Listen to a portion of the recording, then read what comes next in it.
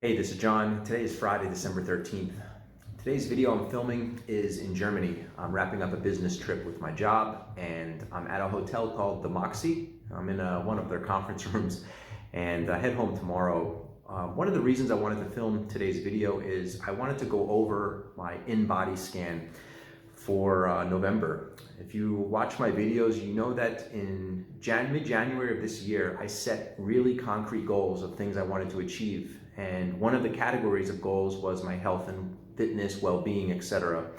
And one particular goal I had was I wanted to have 12 or less percent body fat by the end of the year. I started the year off probably over 18% body fat, and I was around 203, 204 pounds.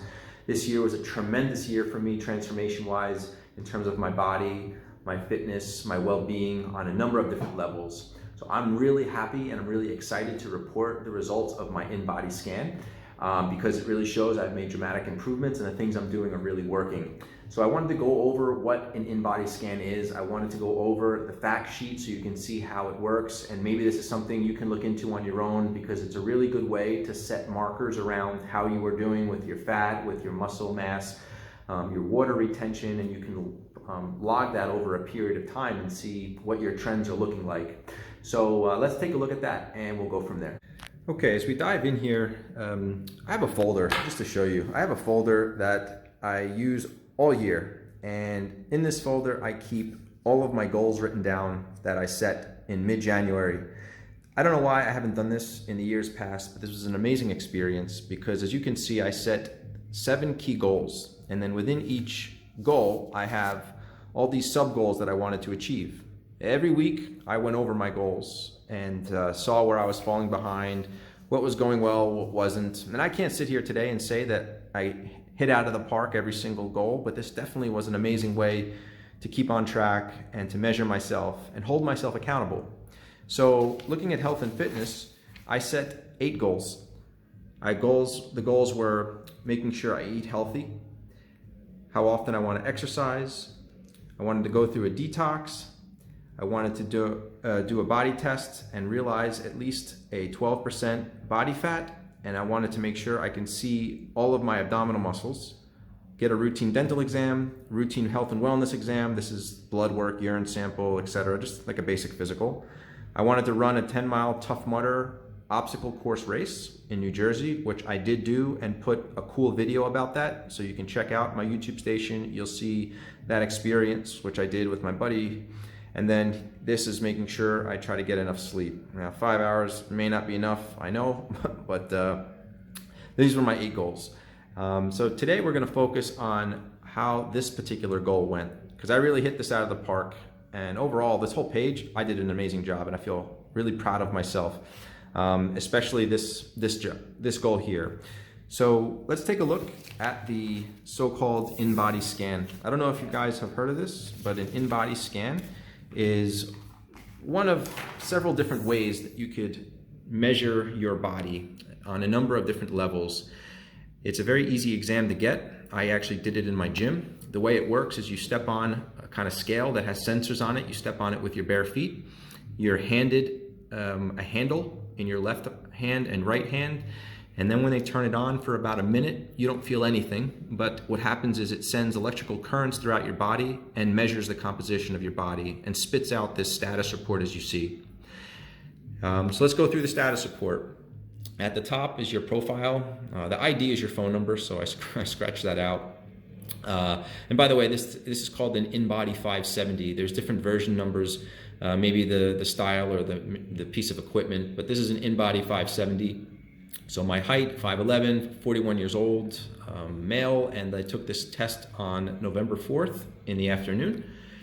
The upper section is what's called your body composition analysis. So in the lower right, you can see your total weight, 187 pounds just about. I started out the year probably around 207. So as you can see, I dropped quite a bit of weight. I'm very proud of that. I'll share a few words about how I did that, but let's keep looking at this status report. The lean body mass, so your skeletal muscle, your skeletal bone, plus your dry muscle gives you what's called dry lean mass. And then on top of that, when you look at your dry lean mass plus the fat in your body, that equals your total weight, okay?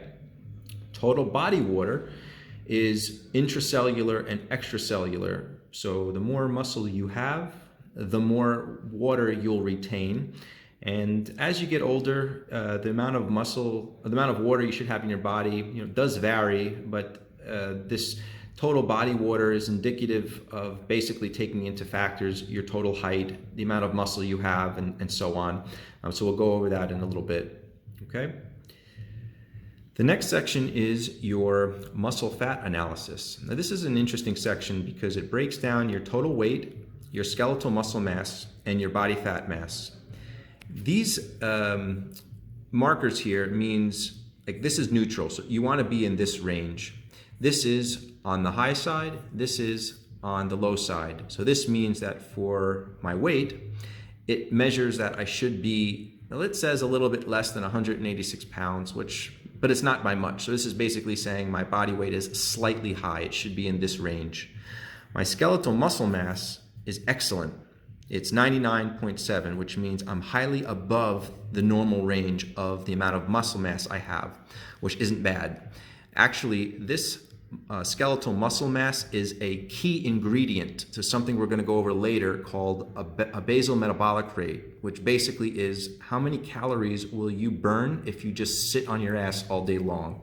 The higher that number is, and this is a pretty good number, the higher that number is, the more calories you're burning, and maybe the easier it is to burn fat, burn calories. And then last is your body fat mass. So as you can see here, this is below the normal range, which is basically saying the amount of fat I have in my body is below average, which is good. And you want this, the reason why you see this line here is you want this to look like a D, the letter D. If this looked like a C, concave, this means you're too heavy, you don't have a lot of muscle, and you have a high body fat mass. So the better this looks in the shape of a D, the better you are. So for me, I really would maybe like to lose a little bit of weight, but this is excellent, especially being 41 years old. Obesity analysis. This is looking at your body mass index and your percent body fat. As you can see, my body fat is excellent. I'm shocked to even look at this. I have a body fat of 8.4%. As you can see, I'm well below the normal range. I wanted to be 12% per my goals this year. So I'm so proud of the fact that I was able to achieve this. And I wanted to start with that for just that particular reason. The body mass index is, a controversial statistic, or piece of information, I should say. The reason is that it doesn't give the whole story. Now, typically governmental agencies, when they're profiling new employees, they would use this metric to gauge the risk an employee is and what kind of risk they have with their overall health. But body mass index alone doesn't, again, tell you the whole story, because you have to take into account your body fat percentage, the amount of skeletal muscle mass you have. I mean, look, if you look at somebody like The Rock, Dwayne Johnson, he probably has a body mass index above mine, but he has a tremendous amount of muscle. So muscle is heavier than fat, and the more muscle you have, the more this piece of information could be changing. So really, to me, the obesity analysis section, the key indicator that I worry about is this percent body fat, which is, again, 8.4%, and it's amazing for me. Then we have segmental lean analysis. And this is very interesting. This actually shows you a report of all of your body parts and what you have in terms of the weight and the percentage of that. So, for example, for your right and left arm, this shows you that I have 10.78 pounds of muscle and 10.54 in my left arm. So you can actually see where you stand in each of your body parts. And if you're trying to recover from an injury, for example, or something like that, you have an ability to really take a closer look at this and see how your muscle mass is increasing or decreasing for a specific body part, or if you have to concentrate on specific exercises better in the gym or whatnot. Next one is ECW, TBW analysis. This is basically showing you how much water your body is retaining. And you definitely want this to be in a normal range. If this number is in the high range, this means that your body for some reason is retaining a lot of water. Maybe there's a high amount of inflammation in your body. There could be some other conditions that are causing that. The cellular walls are not healthy. There could be a number of reasons for this, but this is something you definitely don't want to be high on. So I'm really in a good range of it being on the lower side here. And then the last section here on this side is really just a log sheet over a period of time. So this is the very first time I took an InBody scan. So this is what these dots are. And then every 4 weeks or month or quarter that I do this, they'll be able to connect the dots. So you can see, how's my body weight doing? How's my muscle mass doing? What's my percentage body fat, etc. So this is this whole left side. If we go up to the upper right-hand side, the body fat, lean muscle mass control, this is basically telling you if you should gain or lose muscle mass for your body, what your lean body mass is. It's kind of like guidance of if you should gain or lose specific amounts of body fat mass or lean body mass. But because I have 8.4% body fat and my lean mass, my body mass is high, it's telling me I really don't have to do anything there. I'm on a good track. Here again, as we said, this shows you what the breakout is of the fat in your body. So this shows me I have very little fat in my right arm and my left arm. You see is indicated by the bar going on the right. There really is no bar. For my trunk, which is my midsection, this is where I have the most amount of my fat, which I think is common for all of us here. This is typically the fat around my midsection or my belly. That's why this bar is the largest. So this is saying I have 7.9 pounds of fat in my trunk. And my right leg and my left leg are virtually the same, but not too bad. So obviously, if you look at this, the area I would need to concentrate on is my midsection, even though I only have a body fat percentage of 8.4%. The basal metabolic rate. This is, again, the amount of calories your body burns on a daily basis if you're living a sedentary lifestyle, or you're sitting on the couch, or you're just laying in a bed, and the higher the number, the better. There is actually a direct correlation between basal metabolic rate and your skeletal muscle mass. The more muscle you have, the better your metabolism is. And I think I read a statistic like, for every pound of muscle you have, that's the equivalent of your body burning approximately 70 calories.